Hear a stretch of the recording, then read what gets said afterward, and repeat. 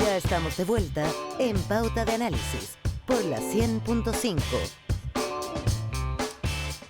8:33 de la mañana, momento del análisis. Esto no se llama Pauta de Análisis, sino tenemos a nuestros panelistas aquí para profundizar en los temas que van a marcar esta corta semana, porque tengo un fin de semana largo. Don Víctor Maldonado, muy buenos días, ¿cómo le va? Buenos días, muy bien. ¿Está helado, Susi? Está helado, sigue Sí, helado, sí, por eso sí. yo salí tempranito, estaba, claro, con 3 décimas bajo el cero. Don Hugo Herrera, ¿cómo le va? Muy bien. Buenos Oye, días. ¿qué esperan ustedes de la acusación de hoy día? Quiero pasar rápido por la acusación porque ya mañana de nuevo vamos a seguir hablando de la acusación. Llevamos como...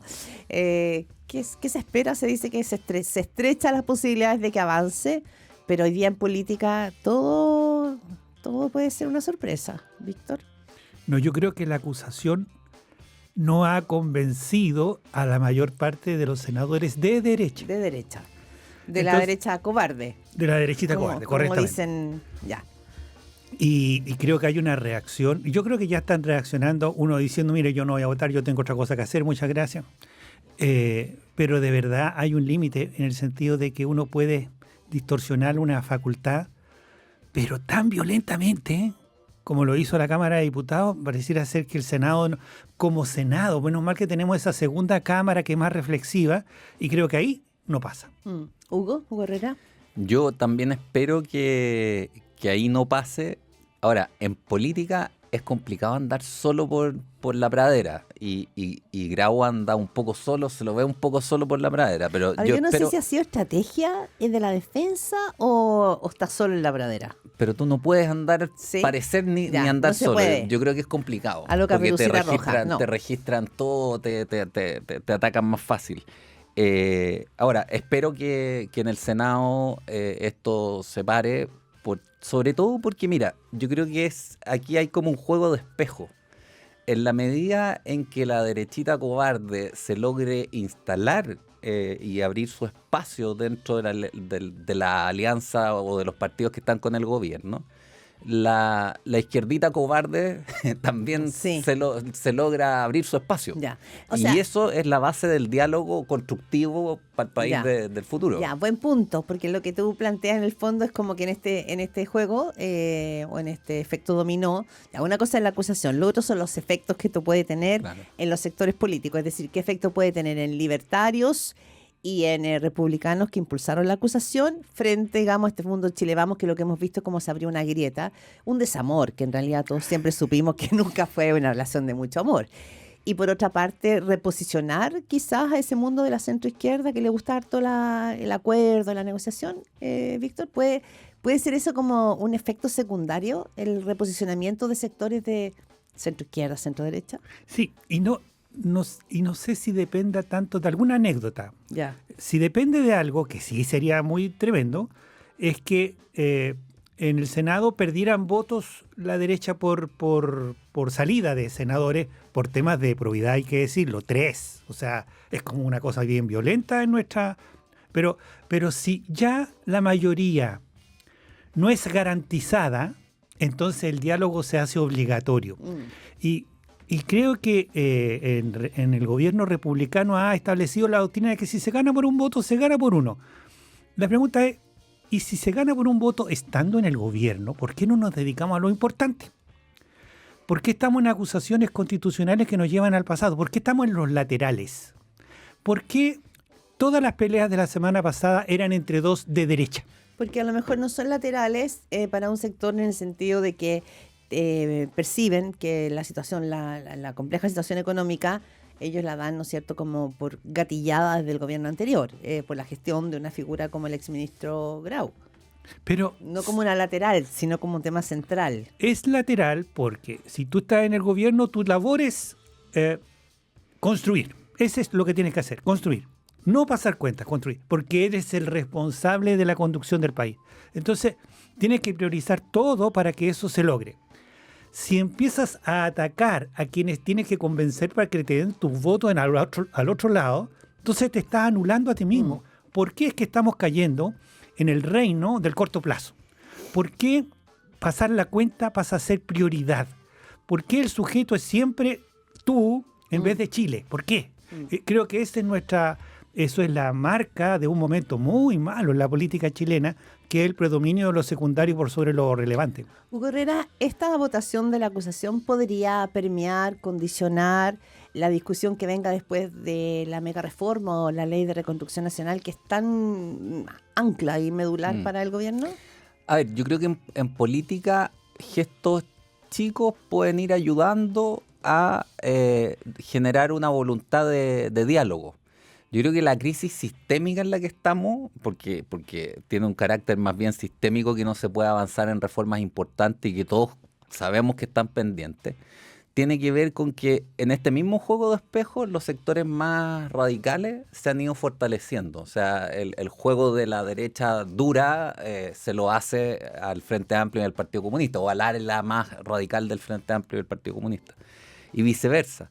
Entonces, si esta acusación se cae, ya es un primer paso. No garantiza, no creo que garantice una aprobación fácil del proyecto, porque es un proyecto difícil, un proyecto con mucha discusión. Pero creo que ya fue aprobado la idea de legislar por un voto, digamos, y que es la doctrina del gobierno, tenemos un voto y... Sí, pero creo que facilita una discusión que se abra un poco más allá, porque ahí yo creo que el gobierno está equivocado. O sea, efectivamente ganar por un voto es ganar, está bien. Pero esto no es como el fútbol. Aquí no hay cosa juzgada, digamos. Siempre se puede volver atrás. Entonces, tú necesitas sustentar las reformas que tú hagas en mayorías sólidas, digamos. No en mayoría de un voto, porque la mayoría de un voto te la devuelven en el gobierno siguiente o cuando las cosas cambian en una elección, digamos. Entonces, ahí creo que el gobierno... sobre todo en los proyectos importantes, votar a un ministro por un voto por último, ya, si uno dice si estamos en las laterales, como dice Víctor, ahí da lo mismo, pero para construir, tú tienes que construir por más de un voto. Sí. Ahora, junto con esto y paralelamente, Hugo Herrera, Víctor Maldonado, estamos viendo el testeo, digamos, de la opinión pública respecto del gobierno. Ya veremos el de la clase política, que nunca aparece bien rankeado en las encuestas del Congreso. Pero en el caso del presidente José Antonio Kast, las encuestas lo siguen manteniendo bastante estable. Me refiero a Academia y Criteria en apruebo y desaprobación. La de Plaza Pública aparece con una baja más consistente. Mi pregunta es si este episodio con el niño, esta discusión con el niño y con la madre, puede jugarle una mala pasada o las columnistas del fin de semana exageraron al poner foco sobre ese episodio. Víctor. Bueno, primero es un episodio que impresiona, impacta. ¿Sí? Porque no habíamos visto la primera autoridad de la República mirando para abajo a un niñito emplazándolo. O sea, eso no lo habíamos visto. Es bastante... Pero vimos a Lago enojado, hemos visto otros momentos de expresidentes marcando...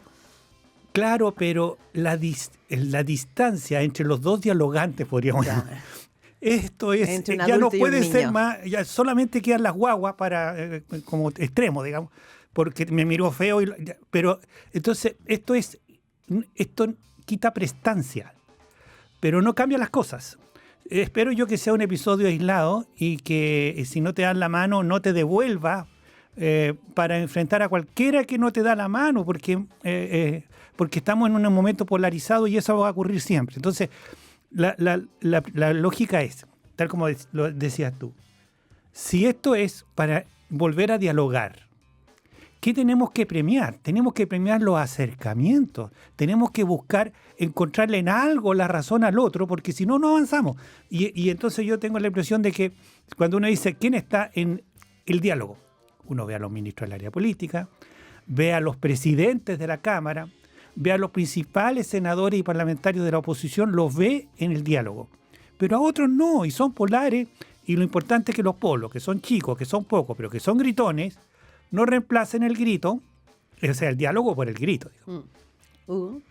A ver, yo creo que todo lo que tenga que ver con la presidencia de la República como símbolo en Chile es delicado, porque la presidencia de la República es un diseño, o sea, es algo que dentro de todo tiene su propia lógica, y ahí uno ve más allá de las opiniones que tenga sobre el ministro, digamos, la genialidad que tuvo Portales. El presidente de la República puede hacer algo que ni el Papa puede hacer en Chile, que es dirigirse en tanto que autoridad a toda la nación, a todos, así, a Chile completo, digamos. Y eso ninguna otra autoridad lo tiene. Entonces, por lo mismo, creo que hay que ser hiper cuidadoso con la figura del presidente de la República, porque las personas pasan, pero las instituciones quedan. Y esto es algo que trasciende a Boric. Ellos se invisten, por decirlo así, con la presidencia de la República. Claro, uno llega a la moneda y se pone un traje. Y ese traje está colgado en el perchero, ¿no es cierto?, de la República. Y uno se pone el traje de la República. Y ¿Cómo eso? Claro, y un pelafustán puede transformarse incluso en un estadista. ¿Lo dices por algo en especial? No. Equivalente al niñito, o sea, no, es un extremo. Ya. No, puede una persona de rendimiento medio normal puede transformarse en un líder recordado por la historia del país si es que logra investirse bien de ese traje. Entonces, creo que ahí hay que darle mucho cuidado a eso. Ahora, no recuerdo, en alguna de las muchas entrevistas políticas que alguna vez he hecho, alguien me decía que si uno mira la prestancia o la presidencia de la República, esto viene como en el desgaste hace ya mucho rato, no habría que ponerle la etiqueta o a Boric. Ya desde el Piñera, desde Piñera 1 como que se empezó como a, no quiero decir la palabra degradar porque sería exagerada, pero sí como a craquelar esta figura, ¿no?, impostada como Zeus. Puede ser, ¿o no? Pero, digamos, no hay presidencia sin... Acuérdate que a Piñera le hacían las Piñera cosas, todo el mundo se... Sí era. Pero un presidente requiere, para que funcione lo que tú dices, esta gracia de Estado que transforma a una persona normal en alguien que es como que le bajó una cosa especial, que otros tengan el presidencialismo en su cabeza. O sea, uno puede pasar un periodo con presidentes mediocres, pero no sin Portales. ¿Entiendes? Alguien tiene que ser de nivel de estadista. Portales nunca fue presidente, la gente cree que lo fue porque tiene mucho nombre, pero es el hecho de que recordó en un momento que había una trascendencia al gobierno y que había que mantener cosas estables. Y esa estabilidad se la pegó a Chile un ministro, saltado además, que ni siquiera fue ministro continuo. Ni siquiera le fue bien al final porque lo mataron, pero bueno, esas cosas pasan en Chile también. Pero tiene que haber alguien de ambos lados que entiende de qué se trata el presidencialismo, y si los llamados primero a dar la nota no lo dan, eso da mayor hincapié a que los que están en el segundo plano pasen al primero. Tiene que pasar. Sí. Y lo otro que está de fondo acá es, yo creo, el concepto de orden. Alguien decía que finalmente la narrativa que el gobierno ha logrado tener, y ya creo ir al Frente Amplio, pero cerrar con esto, finalmente logró encontrar una narrativa que tiene que ver con el orden. ¿Es así, Hugo? ¿Lo ves así? O... A ver, yo creo que dentro de los fenómenos que a partir de los cuales uno puede diagnosticar, digamos, la decadencia del sistema político en la que hemos venido cayendo en esta crisis de legitimidad de las instituciones, tienen responsabilidad también las formas, digamos. Y esto que salió ahora que había asesores caminando a pata pelá por la moneda y que... En el gobierno anterior. En el gobierno anterior, sí. Creo que no contribuye y a pesar de que pueda sonar una frivolidad andar a pata pelada o no andar a pata pelada por los pasillos de la moneda, creo que por lo mismo, o sea, creo que no es una frivolidad, perdón, que tiene que ver con que tú, para poder establecer puentes y diálogos, tienes que cumplir con ciertos aspectos formales. Pero no formales en el sentido frívolo de un club, por decirlo así. Tú tienes que cumplir con reglas de trato cordial, con reglas de conversación. Si tú entras a los pubs, digamos, vas a volver difícil una negociación.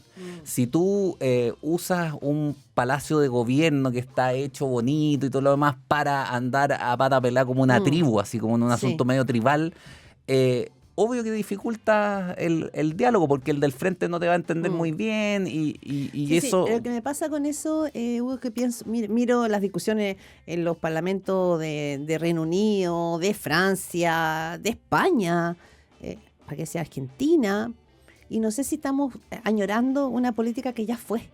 Y a lo mejor no algo y seguimos apostando por algo que quizá ya quedó superado, Víctor. No, yo No podemos bajar bandera. no, de ninguna manera. Porque el comportarse es una deferencia que tú tienes con el respeto al ciudadano, no con tu manera de ser. Porque ya que hablamos, Portal era muy bueno para la parranda. O sea, era desatado, podríamos llamar. Pero desatado cuando estaba en la chingana, cuando estaba en la chimba, cuando estaba naturalmente siendo Portales. Pero de ministro era ministro. Entonces, ¿qué es lo que pasó con la primera versión Frente Amplio? Que trató de que consideraron que la prestancia presidencial y todas las instituciones no valían la pena conservarlo. Y eso fue un impacto para quienes no lo apoyaban, pero esperaban ver presidente, ministro, autoridad. Entonces yo tengo la impresión de que uno puede fallar a la autoridad si se comporta, si va a pata pelá. No es el problema de la pata pelá, es el problema del presidente a pata pelá. Si uno entra a La Moneda y se encuentra con una dueña de casa atendiendo a los... No, o sea, esto es La Moneda, esto es la presidencia, ubiquémonos. Y cuando el que está en el rol no lo ubica, alguien tiene que ubicarlo. Oye, hago un pase a otro tema porque este fin de semana se hizo el Congreso Ideológico del Frente Amplio, un movimiento político que sabemos que llegó al poder, que es la figura del expresidente Gabriel Boric. Pero llama la atención porque en las definiciones que tomaron está, uno, ser un partido socialista, porque al Partido Socialista como que se le inflamó la venita de aquí del cuello. Dos, que no es solamente la clase trabajadora, sino que también incorporar a las pymes. O sea, yo creo que hay algo del aprendizaje ahí. Pero había una molestia en sectores del Partido Socialista porque, me lo decía Alejandra Gallardo, que había reportado este tema ayer, porque dice, pucha, el Partido Socialista llegó al gobierno un poco a salvar los muebles, y ahora ellos se ponen la chapita de socialistas. ¿Cómo ven esta parte, no? ¿Y qué significa esto? ¿Hay un salto para el Frente Amplio aquí? ¿Se proyecta como una oposición distinta después de este Congreso? No sé si siguieron un poco el punto. Sí. Hugo. A ver, yo creo que aquí todo depende, porque dentro el Partido Socialista Chileno es socialdemócrata. O sea, es un partido que en Inglaterra se llamaría fabiano. ¿Quiénes son los fabianos? Los que respecto de Marx dijeron, nosotros no estamos por la revolución comunista, sino que queremos una mejora continua de la clase trabajadora a través de las instituciones. Y eso significa renunciar a la revolución. En el Frente Amplio, en cambio, uno encuentra dos discursos. Un discurso revolucionario, metodológicamente revolucionario, pero revolucionario al fin, que es el de Atria, Jackson y ese lote. Y por otra parte, tendencias socialdemócratas, porque gran parte de los líderes del Frente Amplio son hijos de la Concertación, digamos. Y esto sí. Lo dijo Michelle Bachelet alguna vez. Claro. Y entonces yo creo que hay que leer debajo del agua, porque hay que ver cuál de las líneas se va a terminar imponiendo, si una línea socialdemócrata o una línea revolucionaria. Pero hay una entrega del Frente Amplio respecto de sí mismo al calificarse como un partido socialista, Víctor. Es que, bueno, primero hay que decir que los socialistas son socialdemócratas en la cúpula y son de izquierda en la base. Es verdad. Entonces, si alguien dice, así como suelto cuerpo, soy socialdemócrata en un comité central, comité político, esa es la última cosa que alcanza a decir en su vida, porque después es expelido por la ventana y pasamos a otro punto. Sí. Ya, entonces los socialistas tienen esta doble vida. Cuando uno le dice, las personas centradas, momentito, nosotros no somos centrados, nosotros somos de izquierda, ya, está bien, cada uno con su cosa. Frente Amplio llegó a La Moneda antes de haber terminado su ciclo de conformación. Entonces, fueron cuando podían ser revolucionarios sin tener que explicar qué era eso exactamente que estaban diciendo, porque no había fondo. Ahora están tratando de encontrar un fondo y creo que están completando su formación política. Yo creo que se frenaron. ¿Maduraron? Eso lo logran algunos seres humanos, otros se arrugan y pasan de De uva verde a pasa sin ninguna parte intermedia. Pero otros sí lo logran. Digamos, bueno, mire, el presidente lejos, porque el presidente se amarilló en el gobierno, obviamente, si era el presidente. Pues yo creo que él hizo la transición, varios lo están siguiendo, pero ya cuando la gente pasa de los 40 años y habla como si fuera de 20, algo malo está sucediendo en su cabecita. Entonces yo creo que ellos están en la maduración natural, están buscando, se están centrando en los términos que se conocen ellos y que conocen afuera, pero que todavía fondo no tienen. Sí. Hugo Herrera, usted hace el punto final. Sí, yo creo que hay algo de eso efectivamente, porque hacer un congreso ideológico es tomar un riesgo respecto de la propia identidad. Y, Sí, es verdad y eso. aquí parece que las identidades estaban más bien desenfrenadas que contenidas. Y lo que diría es, tal vez sirva la historia.